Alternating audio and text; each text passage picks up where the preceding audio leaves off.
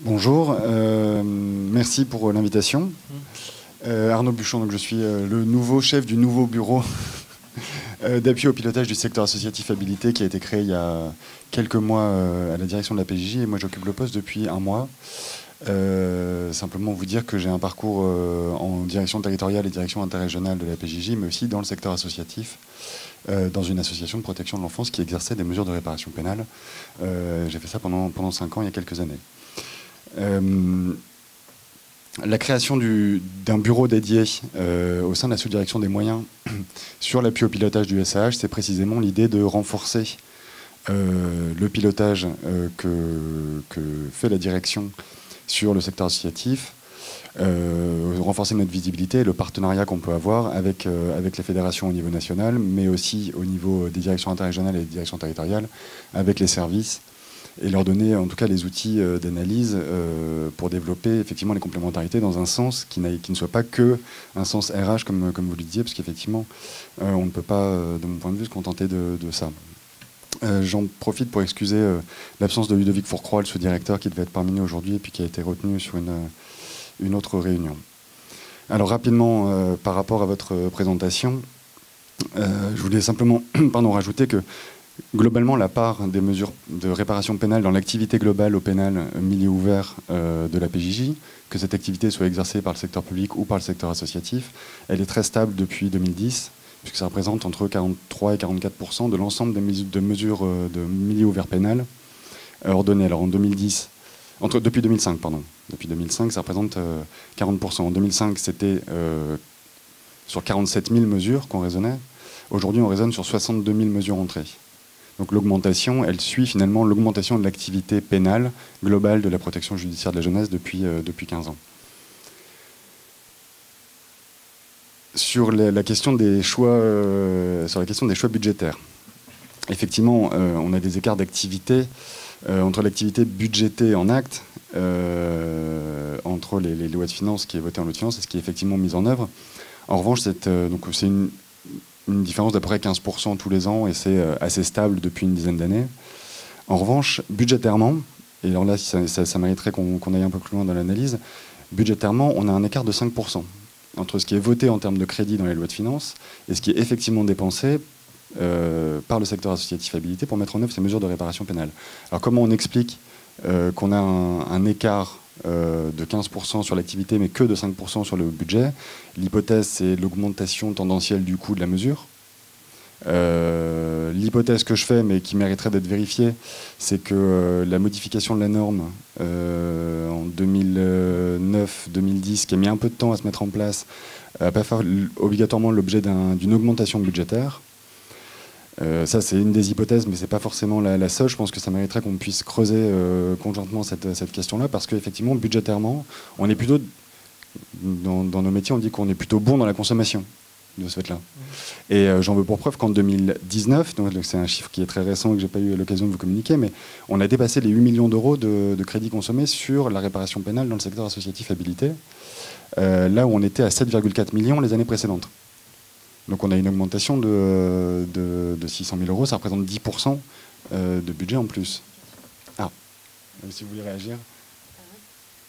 Je pense que comme explication, je sais qu'il y a eu une reprise de suractivité dans une interrégion.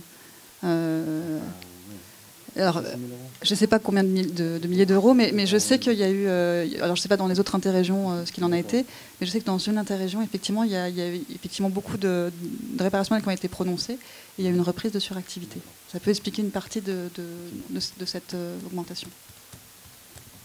Effectivement, et après l'écart de 5% entre ce qui est voté en loi de finances et ce qui est effectivement consommé, ça correspond aux réserves parlementaires, enfin aux réserves budgétaires, qui ont tendance à diminuer effectivement depuis quelques années, puisqu'on était à un niveau de 10% dans les années 2013, 2014, 2015. On est aujourd'hui à 4%, donc entre ce qui est voté effectivement par le législateur dans la loi de finances et ce qui est effectivement consommable en crédit et donc allouable dans les budgets, on a toujours un différentiel qui est de 4 à 5%.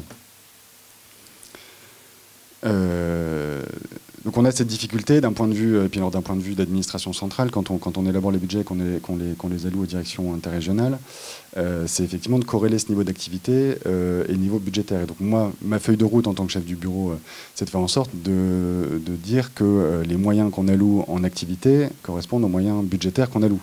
Et ce pilotage-là, macro, au niveau central, on l'a assez difficilement aujourd'hui.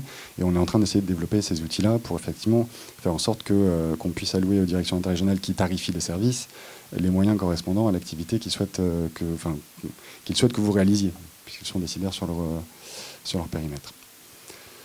Dans le cadre des budgets 2020-2021, je n'ai pas de grande annonce à faire. On est dans un cadre de budget triennal qui a été adopté en 2019. Et l'ensemble des mesures nouvelles, hein, on a un certain nombre de mesures nouvelles concernant le secteur associatif pour la PJJ qui sont de l'ordre de 15 millions d'euros sur le triennal, mais qui concernent principalement la MJE, les augmentations de capacité et les changements de normes d'allocation de moyens de psychologues, et puis le programme CEF, dont on parlait ce matin rapidement, avec des ouvertures prévues dès 2021. En revanche, on va commencer la négociation du prochain triennal, qui commencera en 2022. Et comme le disait Jean-Marc Perrault ce matin, il va falloir qu'on s'interroge sur les normes liées aux nouvelles mesures du Code de justice pénale des mineurs. Je pense notamment à la médiation pénale, pour laquelle vous allez être assez directement concernés. Alors j'entendais ce matin qu'il annonçait un groupe de travail qui allait se réunir d'ici quelques semaines, et c'est plutôt une bonne nouvelle. Et là, on aura effectivement, probablement dans ce cadre-là, des mesures nouvelles qu'on pourra demander aux législateurs pour augmenter, en tout cas pour mettre en œuvre ces mesures, et éventuellement augmenter les capacités des services. D'autre part, le programme de travail que nous allons élaborer avec les fédérations, on se rencontre début mars. On va travailler sur la perspective de mise en œuvre, alors si l'option est retenue, mais il faudra qu'on en discute, de financer les services de réparation dans le cadre d'une dotation globale de financement.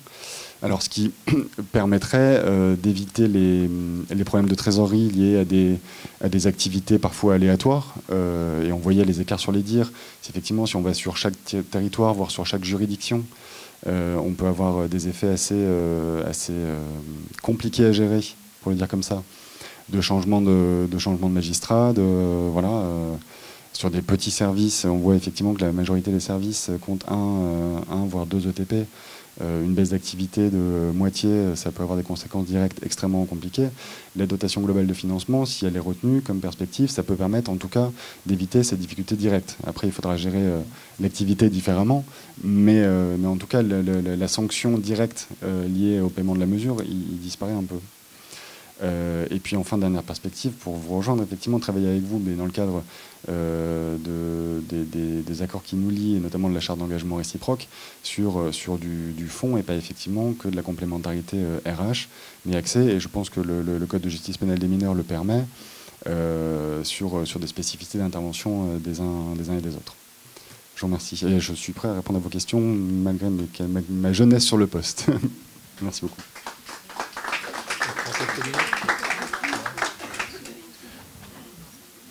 Bien.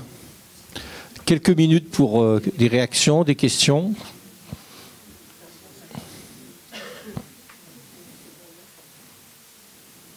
Oui, madame.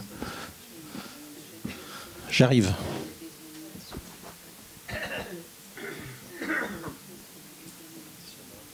Je ne vais pas redire ce que j'ai dit. Oui, madame Rialan, de l'ADAS 44 à Nantes. Je ne vais pas redire ce que j'ai dit tout à l'heure. Hein. Donc, rapidement, quand même, des demandes de mesures nouvelles qui ne sont pas, voilà, qui n'aboutissent pas, alors que les acteurs se sont concertés. Mais bon, c'est pas le sujet de ma question. Ma question, c'est plus cette question de pilotage et de complémentarité SAH secteur public. Sur, par exemple, de l'initiative de type justice restaurative. On a une expérimentation qui se déroule sur notre territoire. On nous sollicite, on est intéressé parce qu'effectivement, du côté des majeurs, on a déjà des expérimentations en cours. Globalement, qu'est-ce qui va en être après, derrière la mise en œuvre?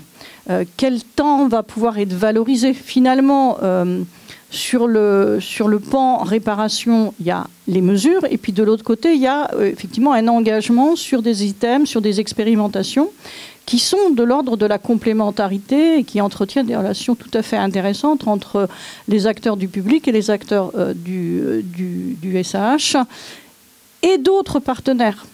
Et qui font cohérence sur le territoire et qui apportent des solutions et des mises en œuvre tout à fait pertinentes avec les associations de victimes, l'accompagnement des jeunes et des auteurs, l'accompagnement des parents.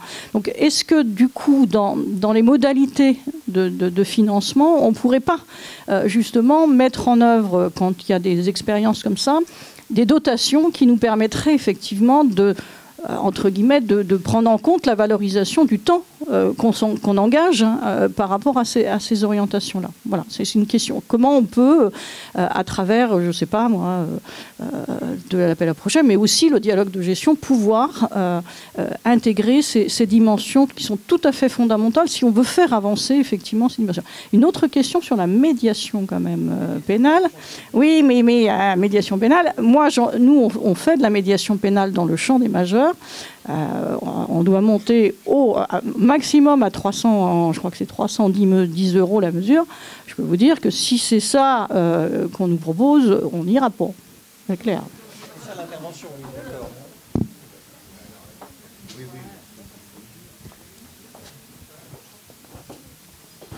Alors je vais essayer de répondre. J'ai pas forcément tous les éléments et j'espère que vous m'en excuserez, mais sur la possibilité d'avoir des modalités de financement un peu différentes en fonction de la spécificité des projets, c'est ça que j'entends dans ce que vous dites. Aujourd'hui, le cadre tel qu'il est défini avec la règle d'allocation des moyens qui a été adoptée en 2009 le permet difficilement. C'est-à-dire que les critères d'allocation de moyens tels qu'ils sont définis au niveau central, ils se font sur cette base-là. Néanmoins, l'expérience qu'on a alors je renvoie ça éventuellement à la dotation globale de financement, c'est-à-dire que ça doit pouvoir permettre ce genre de choses. C'est-à-dire qu'on est sur des budgets qui sont moins strictement serrés à l'activité. D'accord ? Donc on peut commencer à s'en détacher un peu si on arrive à construire ensemble des indicateurs d'allocation de moyens qui permettent ce genre de choses. Mais ça nécessite un travail d'objectivation et de partage sur la viabilité de ces indicateurs-là. J'ai bien conscience de ne pas tout à fait répondre à votre question, mais je l'ai noté en tout cas. Et la deuxième, et sur la médiation, alors je ne vais pas m'engager sur le montant possible d'une mesure de médiation. Ce que je note quand même, c'est que dans la partie réglementaire du Code de justice pénale des mineurs, qui est telle qu'elle est rédigée aujourd'hui, elle est inscrite dans la partie réparation pénale. Donc je ne sais pas ce que seront nos discussions sur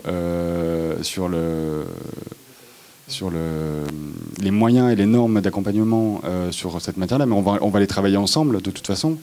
On pourrait partir du fait que c'est inscrit dans cette partie-là du code et partir de la pratique actuelle de la réparation pour essayer de voir comment on la module sur la question de la médiation pénale.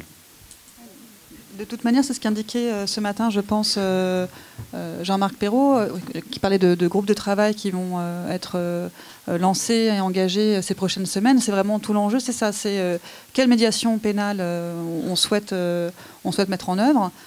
Et à partir de là, on verra les moyens dédiés pour pouvoir mettre en œuvre la médiation pénale qui sera créée, et j'imagine spécifiquement pour la problématique des enfants et des adolescents.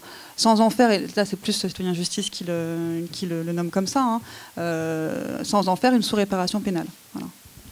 Nous, on défend l'idée que la médiation, elle puisse être prononcée, qu'on soit vraiment dans une réparation et ou médiation pénale, et pas soit une réparation, soit une médiation, parce qu'une médiation seule, parfois, n'aura, je pense, beaucoup moins de sens qu'une réparation pénale, qui pourrait peut-être amener plus tard vers une médiation.